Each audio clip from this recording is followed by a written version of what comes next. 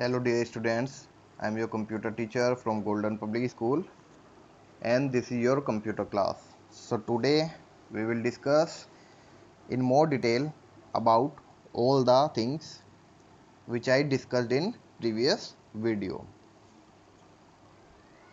So without wasting any time, let's start. So today we will discuss about the basic component of computer system. As you know, every computer is composed of two basic components. First one is hardware component and second one is software component. But in today's video we will only discuss about the hardware components of a computer system, because we have a software component also, but software component is also another topic, so we will discuss it in the upcoming videos. So hardware components, the components of a computer that we can touch or feel are termed as hardware components. There are different type of hardware components which are CPU, memory, input device and output devices.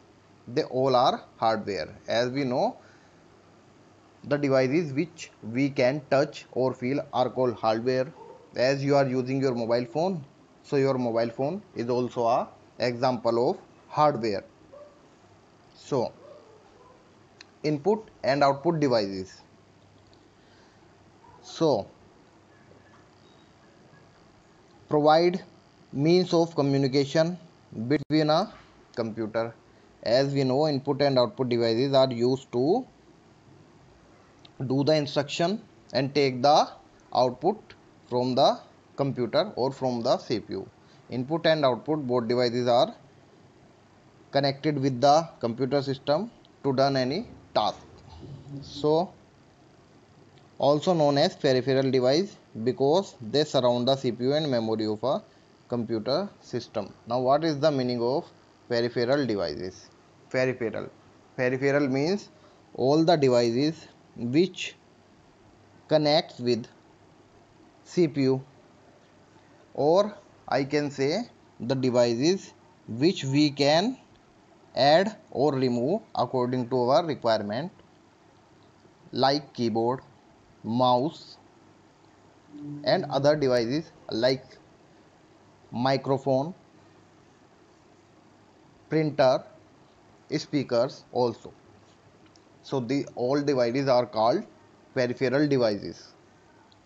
Now input devices are used to enter data from the outside world into primary storage. Input devices are used to enter data. As we all know, CPU is our processing device or processing unit. So if we want to enter any data, we have to use input devices like keyboard, mouse, etc. Same output devices supply result of processing from primary storage to user. Output devices are used to take the output from the computer system. Some input devices like, as you can see, mouse, keyboard, joystick, web camera,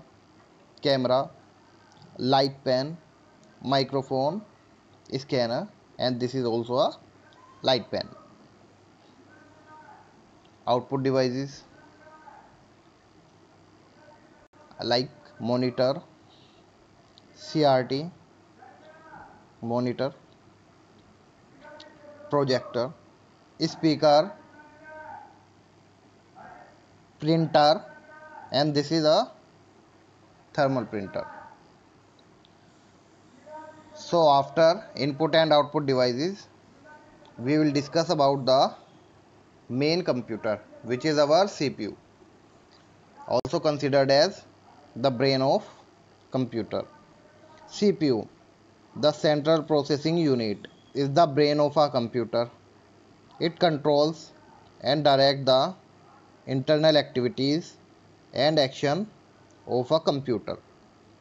A CPU does the entire thinking and controlling in a processing action.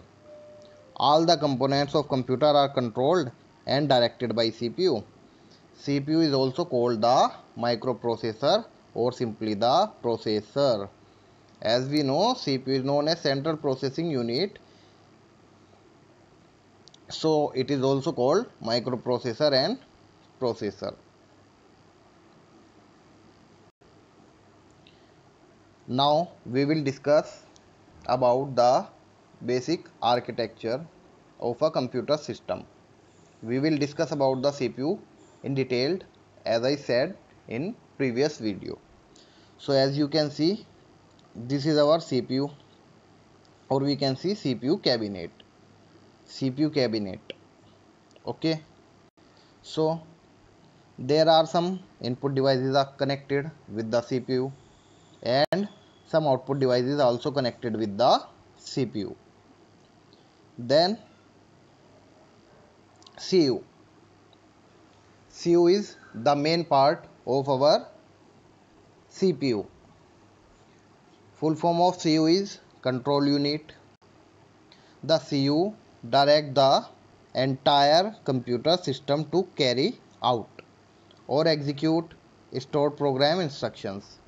It directs data flow between the computer processor, memory and input-output devices. We can say CU is the main unit of a computer system which receive any input and then decide what to do with the input. It takes all the actions according to our requirement. If we want to print a data, then CU understood our instructions and then give us the output according to our input. So CU is the main unit of a computer system. As we can see, next is ALU, arithmetical and logical unit. The ALU, arithmetical and logical unit, this unit performs the computing function as given below, involving numbers, arithmetic operations which include addition, subtraction, multiplication and division. All logical operations which involves comparison such as less than, greater than, equals to and many more. The result of operations are stored in the register or in memory or sent to output unit. It means the ALU, arithmetical and logical unit, is basically used for doing arithmetical and logical operations, and all the arithmetical and logical operations which we perform in our computer system are done by ALU but with the help of some registers. So here is the important point that ALU use some registers. Now what is the meaning of registers? As we can see, register are the small unit of a memory. Register, ALU work with the help of register. ALU store all the arithmetical and logical calculation in register. Register are divided in small memory unit. As we can see, all data is temporarily stored in register during the execution of programs. Register offer very fast memory but very limited in size. So as we can see the register here, the arithmetical and logical unit and the control unit both are connected with the register.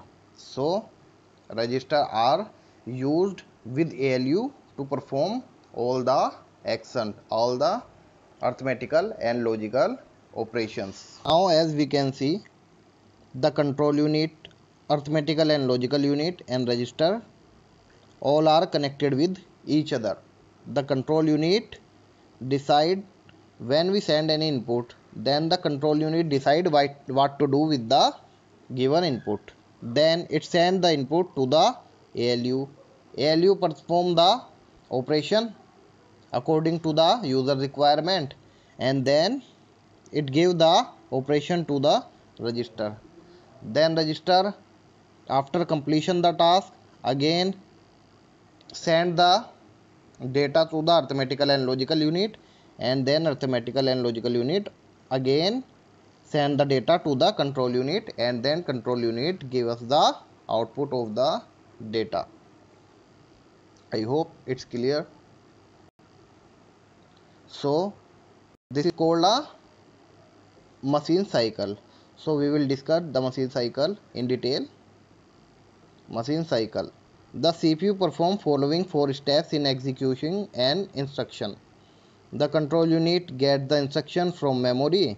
The CU decide what the instruction mean and direct the necessary data to be moved from the memory to ALU. As I said, CU send the data to the ALU.